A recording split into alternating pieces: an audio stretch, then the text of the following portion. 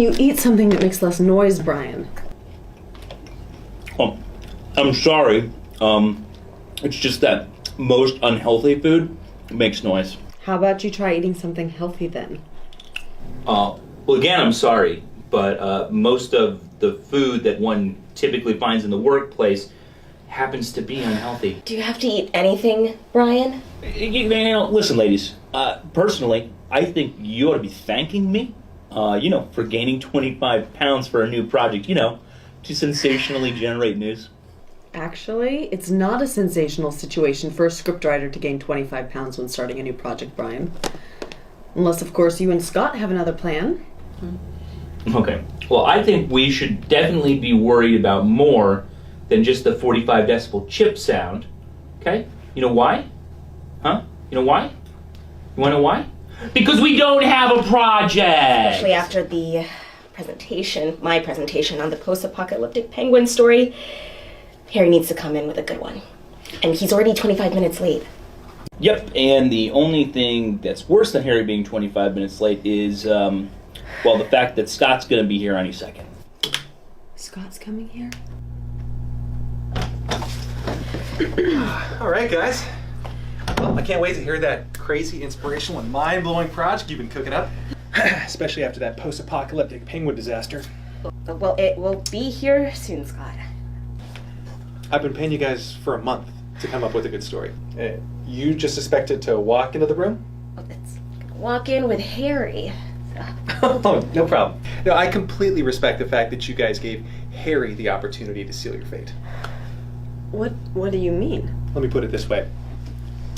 If we can't move from this brilliant idea to the next step, I will cut your budget. But I'm sure it's fine. I'm sure Harry's got a pretty good idea of what to do next. Hey guys. Oh.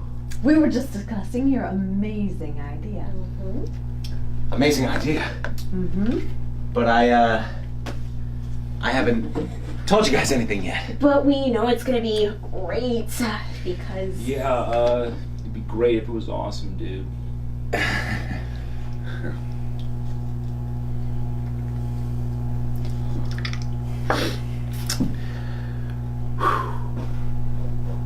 Our story is about a dictator who stages a coup against himself. We're screwed. A dictator staging a coup against himself. Think of it as a political masochism.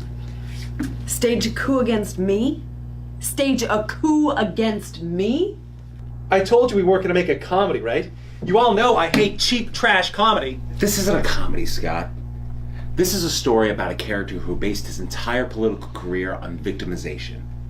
After spending 2 months in prison, he decides to become a local politician, and he decides to get 50% of the elections.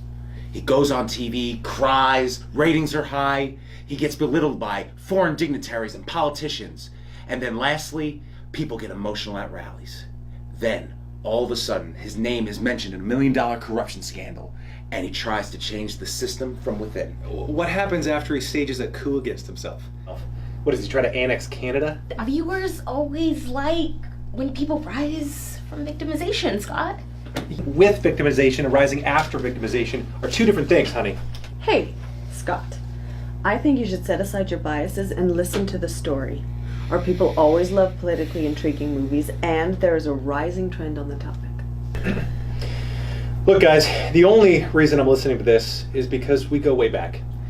And even if this were a good story, which I think it's not, but even if it were, we don't have the budget to make a movie based on a coup, okay? We talked about this in our first meeting. Listen, Scott, you know the best thing about working with this team is that we're a producer-friendly team, okay?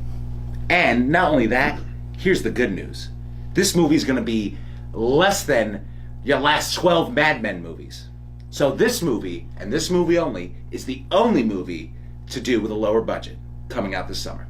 I don't think the story you found is an experimental coup story, but whatever, continue.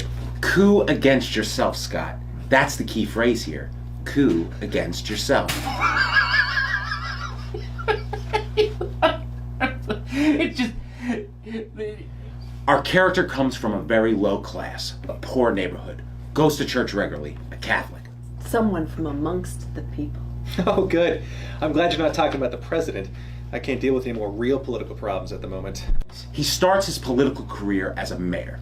He's a champion of the people, helps small businesses.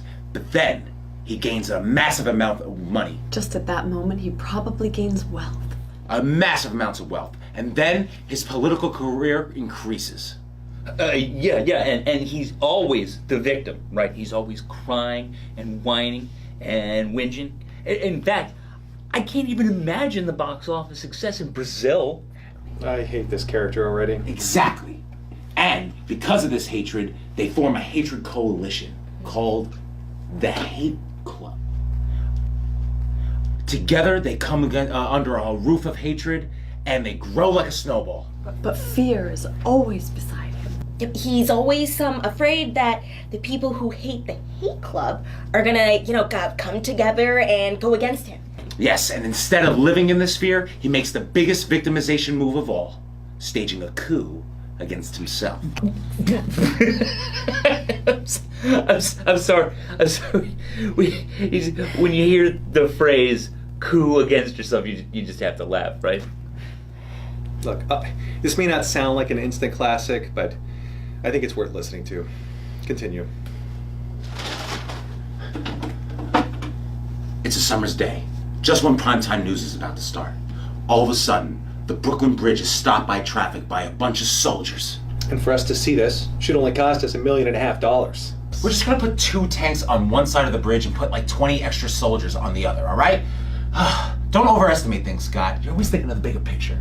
Before we move on, I have a little bit of a problem with the whole primetime thing. As far as I'm concerned, coups usually happen at night or more toward morning. This is show business. He needs to show the people there's a coup, and primetime is the best time for this. Touche. Harry, are you sure that 2 tanks and 20 extras are enough to make it look like a coup?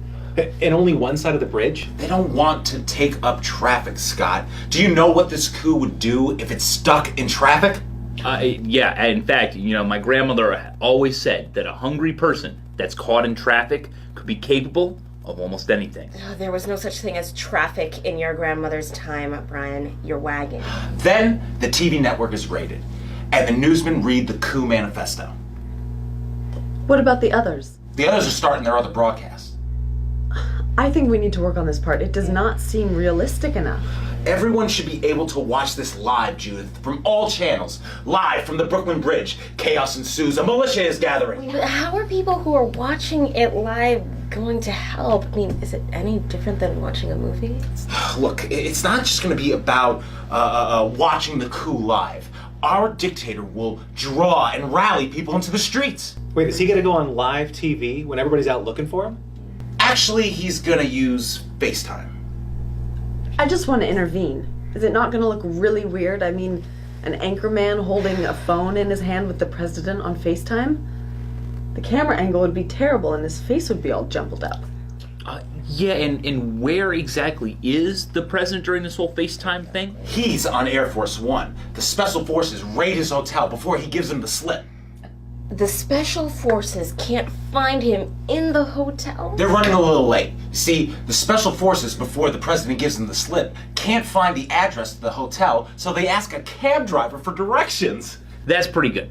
I like that, okay? The special forces asking a cab driver for directions. I mean, that's gonna be like a cult moment in action movies. Come on. Okay, I'm confused. What's the president actually doing on FaceTime? He's calling people to the streets on FaceTime. He's rallying the people together in order to jump in front of the tanks and start stuffing t-shirts into their exhaust pipes. To the civilian population? I'm sorry, stuffing t-shirts in the exhaust pipe of what, the tanks? Okay. I think what you're trying to do here is forge a loyal backbone. But Harry, have you ever seen a tank's exhaust pipe? Never seen one. That's because you can't. It's always guarded by soldiers. Believe me, if it were like that, there wouldn't be such huge budgets in the defense industry for anti-tank weapons. Scott, for the sake of the story, people need to feel like they accomplished something. I understand that. But I don't think we can accomplish that just by shoving t-shirts up tank exhaust pipes. Okay, well, what's next? Are they going to start throwing rocks at F-16s? What else is happening? At this point, the municipal trucks block the traffic, cutting the Coup's attendance to only 1%. I'm gonna get coffee. Does anybody want anything? There's a gap in the story. You said that participation to the coup is at 1%, but the amount of dissidents is more than that. What are you going to do about that? Like this, the list of dissidents will already be prepared beforehand, so no one's really going to question anything. Okay, but listen to this. What if someone's a journalist and also part of the opposition? I mean, how are they going to arrest them and proceed on a legal basis? There's an anecdote about this, and you're really going to love it. You see, one day, the lion and the fox were hanging out in the woods, bored, and they decided to beat up the rabbit. Now, the lion, being as he is, the king of the jungle, first needs a reason. So, they tell the rabbit to go down to the gas station to buy a packet of Marlboro cigarettes. If the rabbit happens to buy light, he should be beaten up instead of buying red. If he buys red, he should be beaten up for not buying light. The lion really loves this idea and goes to the rabbit and says, go to the gas station. The rabbit then asks, do you want red or do you want light? The lion looks at the rabbit back to the fox back at the rabbit, and back at the lion. And the lion roars, where is your hat?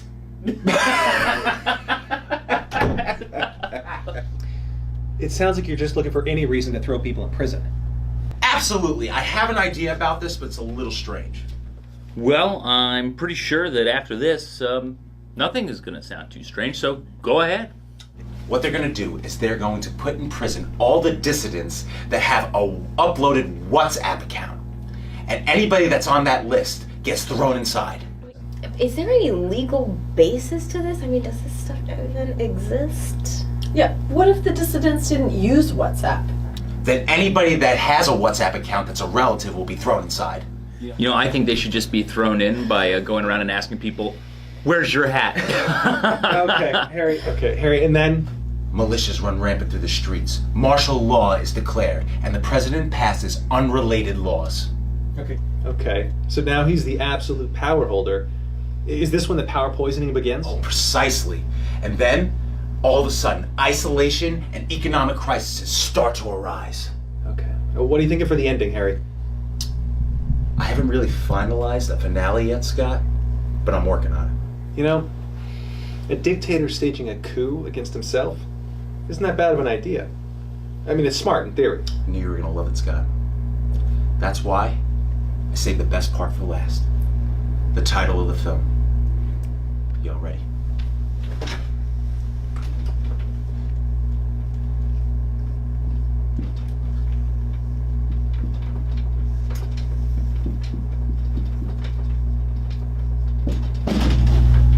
A coup of coffee.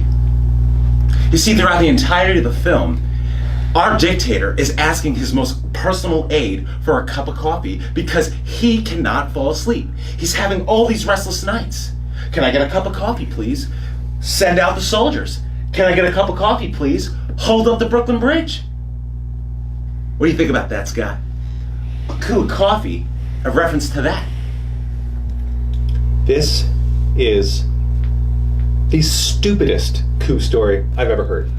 Harry, just because we're going to do a cheap job doesn't mean we could treat people like fools. No coups happen at prime time, okay? And you can't just use 2 tanks to block one side of the bridge and leave the other side wide open. You need tanks, more of them, and jets, and soldiers, like a whole lot of them. Okay, and if there really were a coup in a country, do you think a group of people could stop it just by shoving a bunch of t-shirts up tanks' pipes? You're dreaming. I want to also put it out there that A Coup of Coffee is a terrible title. I need to leave. My secretary will be in touch regarding your final payments. Take care.